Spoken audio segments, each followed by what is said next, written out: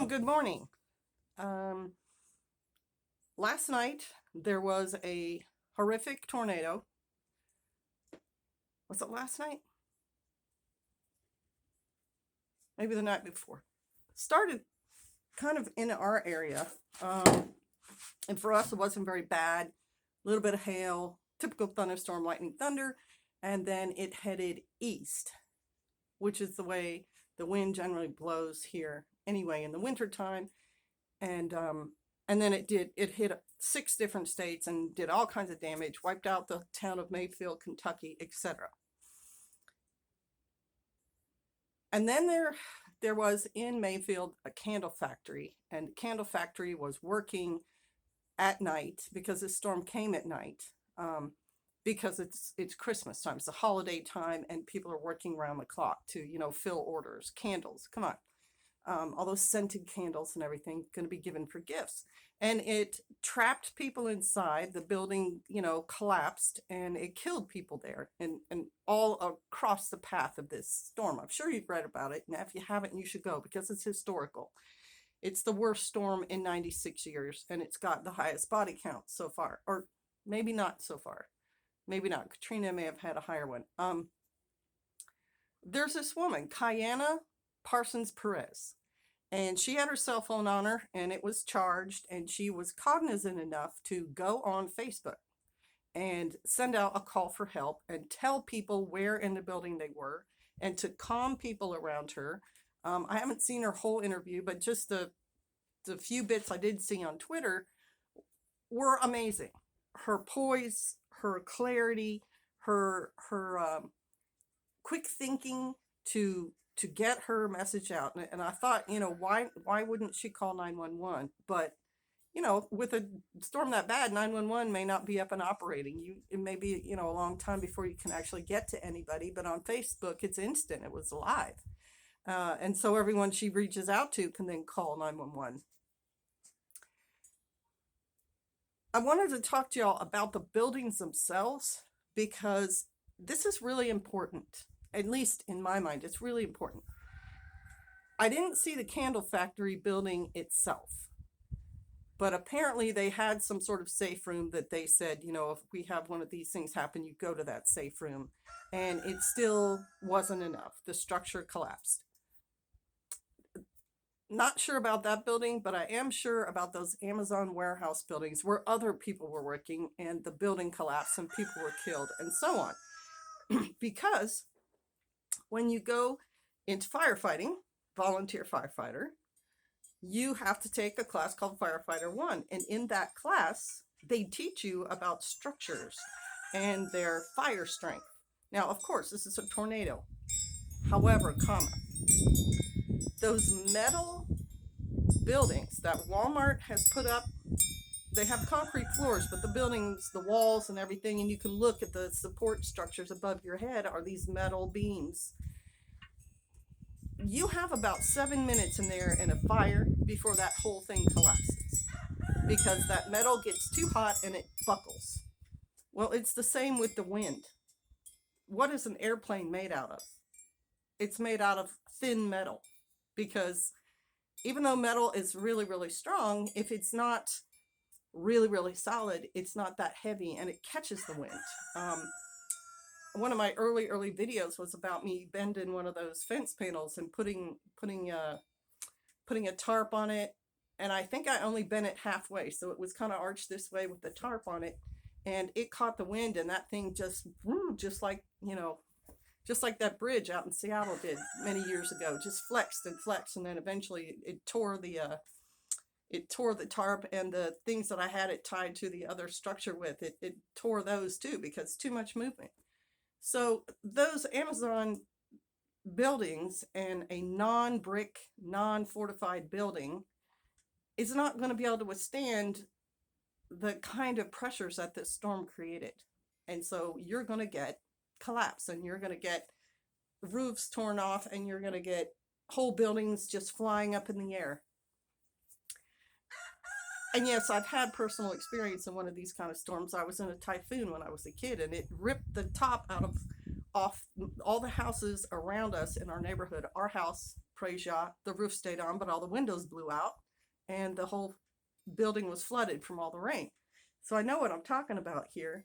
Those buildings are not safe in these kind of storms. They're just not. They should have a fortified safe room. And my mom's house in Florida was tornado treated. I'm not going to say it's tornado proof, but they in the building of her whole housing area, they put a lot of thought into making them strong enough to withstand very heavy winds. And so they're made up out of concrete block, and they have special rafter hooks that, you know, join the building together to hopefully keep the roofs on when the storm comes through. But in Tennessee and Kentucky and stuff, where these storms aren't as regular as they are on the Florida coast and everything, I'm sure they didn't do that. I'm sure those Amazon buildings didn't have any of that, because you can see it in the pictures. The structural few bones that are left are very tall, thin metal things with, you know, a header, and the headers themselves are metal, you know, little crossy kind of metal things, and that's supposed to be able to withstand a hang on there.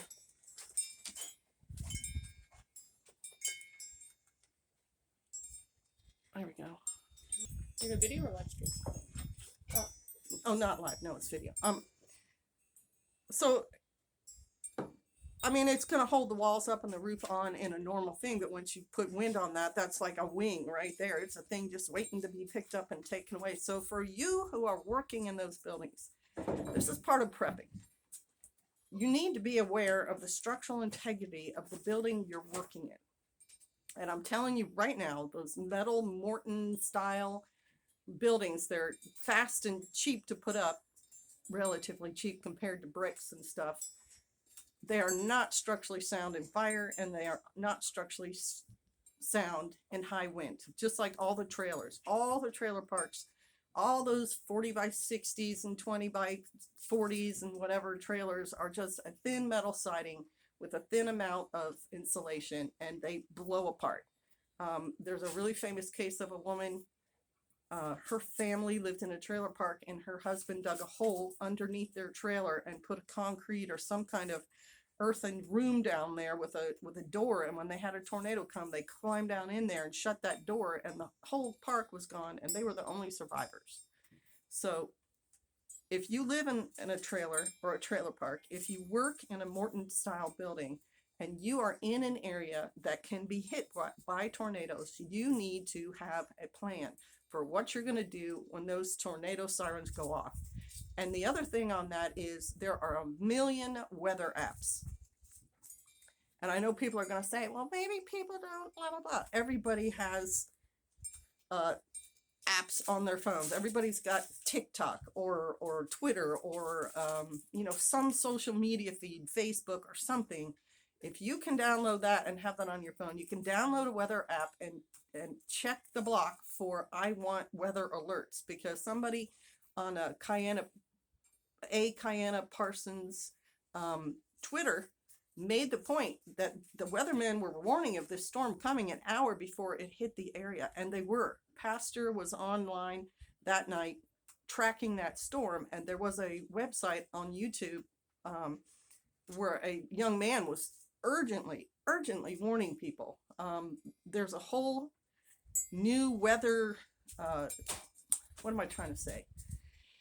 It's a title for a storm like that, and they called it a tornado emergency, where this thing is strong enough that if you're in the path, there's going to be devastation, and you need to find a safe spot.